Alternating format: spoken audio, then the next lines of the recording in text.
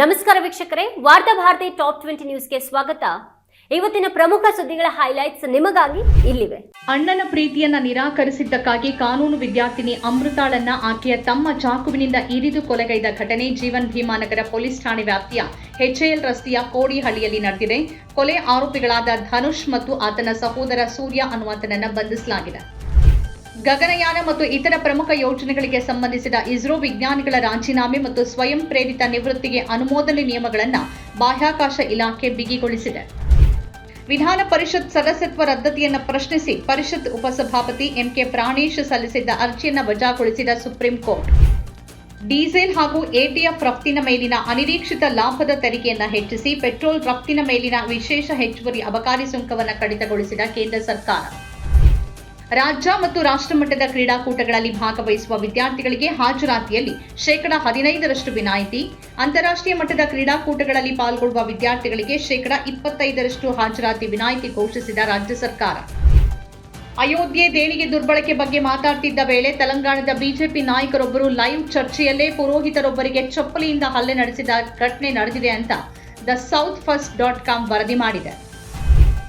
6,000 ಕೋಟಿ ರೂಪಾಯಿ ಮೌಲ್ಯದ ಮಹಾದೇವ್ ಬೆಟ್ಟಿಂಗ್ ಆಪ್ ಹಣ ಅಕ್ರಮ ವರ್ಗಾವಣೆ ಪ್ರಕರಣದಲ್ಲಿ ಇಡಿ ಬಂಧಿಸಿರುವ ಎಬಿಕ್ಸ್ ಅಧ್ಯಕ್ಷ ವಿಕಾಸ್ ಗರ್ಗ್ ಅವರಿಗೆ ಬಿಜೆಪಿ ರಕ್ಷಣೆ ನೀಡುತ್ತಿದೆ ಅಂತ ಛತ್ತೀಸ್ಗಢದ ಮಾಜಿ ಸಿಎಂ ಭೂಪೇಶ್ ಬಘೇಲ್ ಆರೋಪ. ಎಬೋಲಾ ಪ್ರಕರಣಗಳಿಂದ ಇಲ್ಲಿಯವರೆಗೆ 702 ಜನ ಸಾವನ್ನಪ್ಪಿದ್ದಾರೆ ಅಂತ ಮಾಹಿತಿ ನೀಡಿದ ಕಾಂಗೋ ಗಣರಾಜ್ಯದ ಅಧಿಕಾರಿಗಳು. ತಮ್ಮ ಉಪವಾಸ ಸತ್ಯಾಗ್ರಹವನ್ನು ಕೊನೆಗೊಳಿಸಿ ಎಂಬ ಹಲವರ ಬೇಡಿಕೆಯನ್ನ ನಯವಾಗಿ ತಿರಸ್ಕರಿಸಿರುವ ಸೋನಂ ವಾಂಗ್ಚುಕ್ ಅವರು ಸಂಸತ್ ಚಲೋಗೆ ಬಂದು ಕೈಜೋಡಿಸಿ ಅಂತ ಮನವಿ ಮಾಡಿದ್ದಾರೆ. ಮುಂದಿನ ಆದೇಶದವರೆಗೆ ಹಾರ್ಮುಜ್ ಮೂಲಕ ಸಂಚರಿಸುವ ಹಡಗುಗಳಲ್ಲಿ ಭಾರತೀಯ ನಾವಿಕರನ್ನ ನಿಯೋಜಿಸುವುದನ್ನು ತಪ್ಪಿಸಬೇಕು ಅಂತ ನಿರ್ದೇಶನ ನೀಡಿದ ಸಮುದ್ರ ಆಡಳಿತ ನಿರ್ದೇಶನಾಲಯ. ಕರ್ನಾಟಕದ ಗ್ರಾಮ ಪಂಚಾಯಿತಿಗಳಿಗೆ ಬಾಕಿ ಇರುವ 2,186.20 ಕೋಟಿ ರೂಪಾಯಿ ಅನುದಾನವನ್ನು ತಕ್ಷಣ ಬಿಡುಗಡೆಗೊಳಿಸುವಂತೆ ಕೇಂದ್ರದ ಮೇಲೆ ಒತ್ತಡ ಹೇರಬೇಕು ಅಂತ ಸಚಿವ ಈಶ್ವರ್ ಖಂಡ್ರೆ ರಾಜ್ಯದ ಸಂಸದರಿಗೆ ಪತ್ರ ಬರೆದು ಮನವಿ ಮಾಡಿದ್ದಾರೆ. ಕೆಲವರು ನೀವು ನಮ್ಮ ಕೆಲಸ ಮಾಡಿಕೊಟ್ಟಿಲ್ಲ ಅಂದ್ರೆ ಮುಂದಿನ ಚುನಾವಣೆಯಲ್ಲಿ ನಿಮಗೆ ಬುದ್ಧಿ ಕಲಿಸ್ತೀವಿ ಅಂತಾರೆ. ಜನರಿಗೆ ಸಹಾಯ ಮಾಡೋಕೆ ನನಗೆ ದೇವರ ಅಧಿಕಾರ ಕೊಟ್ಟಿದ್ದಾನೆ ಎಂದ ಮುಖ್ಯಮಂತ್ರಿ DK ಶಿವಕುಮಾರ್. ಪಶ್ಚಿಮ ಬಂಗಾಳದಲ್ಲಿ ತೃಣಮೂಲ ಕಾಂಗ್ರೆಸ್ ಪಕ್ಷದಲ್ಲಿನ ಆಂತರಿಕ ಬಂಡಾಯ ಮುಂದುವರಿತಿರುವಂತೇನೆ ತಮ್ಮ ವಿರೋಧಿಗಳ ವಿರುದ್ಧ ಗುಡುಗಿರುವ ಮಾಜಿ ಸಿಎಂ ಮಮತಾ ಬ್ಯಾನರ್ಜಿ ನಿಮ್ಮ ಅಂತ್ಯ ನೋಡೋವರೆಗೂ ನಾನು ಸಾಯಲ್ಲ ಅಂತ ಹೇಳಿದ್ದಾರೆ. ಮಮತಾ ಬ್ಯಾನರ್ಜಿಗೆ ಗುರುವಾರ ಮತ್ತೊಂದು ಹಿನ್ನಡೆ. ರಾಜ್ಯಸಭಾ ಸಂಸದೆ ರುಕ್ಮಿಣಿ ಮಲ್ಲಿಕ್ ಪ್ರಮಾಣ ವಚನ ಸ್ವೀಕರಿಸಿದ ಕೆಲವೇ ತಿಂಗಳುಗಳಲ್ಲಿ ಮೇಲ್ಮನೆಯ ಸದಸ್ಯತ್ವಕ್ಕೆ ರಾಜೀನಾಮೆ ನೀಡಿದ್ದಾರೆ. ನಾನು 5 ಟೌನ್ಶಿಪ್ ಮಾಡಲು ನಿರ್ಧರಿಸಿದ್ದೆ, ಆದರೆ ನಿಮ್ಮ ರೀತಿ ರೈತರನ್ನ ಒಕ್ಕಲೆಬ್ಬಿಸುವ ಕೆಲಸ ಮಾಡಲಿಲ್ಲ ಅಂತ ಮುಖ್ಯಮಂತ್ರಿ DK ಶಿವಕುಮಾರ್ ಅವರಿಗೆ ಕುಮಾರಸ್ವಾಮಿ ಬುಧವಾರ ತಿರುಗೇಟನ್ನ ನೀಡಿದ್ದಾರೆ. ಜುಲೈ 20ರಿಂದ ಆರಂಭವಾಗಲಿರುವ ಸಂಸತ್ತಿನ ಮುಂಗಾರು ಅಧಿವೇಶನದಲ್ಲಿ ರಾಮಮಂದಿರ ದೇಣಿಗೆ ಅವ್ಯವಹಾರ, ಪ್ರಶ್ನೆ ಪತ್ರಿಕೆ ಸೋರಿಕೆ, ಬೆಲೆ ಏರಿಕೆ ಮತ್ತು ವಿದೇಶಾಂಗ ನೀತಿ ಸೇರಿದಂತೆ ಹಲವು ವಿಷಯಗಳ ಕುರಿತು ಮೋದಿ ಸರ್ಕಾರದ ವಿರುದ್ಧ ಮುಗಿಬೀಳೋಕೆ ಕಾಂಗ್ರೆಸ್ ಸಿದ್ಧತೆ.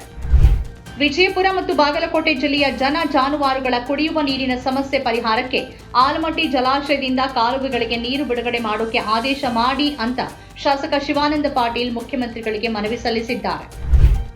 ಮಗನ ಆರೋಗ್ಯದಲ್ಲಿ ಏರುಪೇರಾಗಿರುವ ಹಿನ್ನೆಲೆಯಲ್ಲಿ AICC ಅಧ್ಯಕ್ಷ ಮಲ್ಲಿಕಾರ್ಜುನ್ ಖರ್ಗೆ ಬೆಂಗಳೂರಿಗೆ ತೆರಳಿದ್ದು, ಈ ಹಿನ್ನೆಲೆಯಲ್ಲಿ ದಿಲ್ಲಿಯಲ್ಲಿ ರಾಜ್ಯ ಸಂಪುಟ ವಿಸ್ತರಣೆ ಕುರಿತ ಸಭೆ ಮುಂದೂಡಿಕೆ. ತ್ರಿಭಾಷಾ ನೀತಿಯನ್ನ 9ನೇ ತರಗತಿಯಿಂದ ಕಡ್ಡಾಯಗೊಳಿಸಿದ್ರೆ ಅದು ವಿದ್ಯಾರ್ಥಿಗಳಿಗೆ ಮಾನಸಿಕ ಒತ್ತಡ ಉಂಟು ಮಾಡಬಹುದು ಅಂತ ಕಳವಳ ವ್ಯಕ್ತಪಡಿಸಿದ ಸುಪ್ರೀಂ ಕೋರ್ಟ್.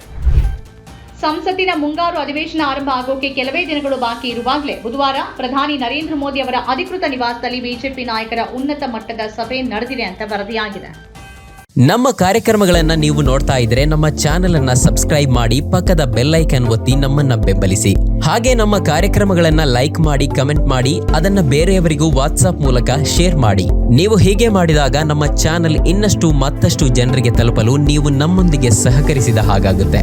ಇದು ನೀವು ಯಾವುದೇ ಖರ್ಚಿಲ್ಲದೆ ಕೆಲವೇ ಸೆಕೆಂಡುಗಳಲ್ಲಿ ನೀಡಬಹುದಾದ ಸಹಕಾರ. ಧನ್ಯವಾದಗಳು.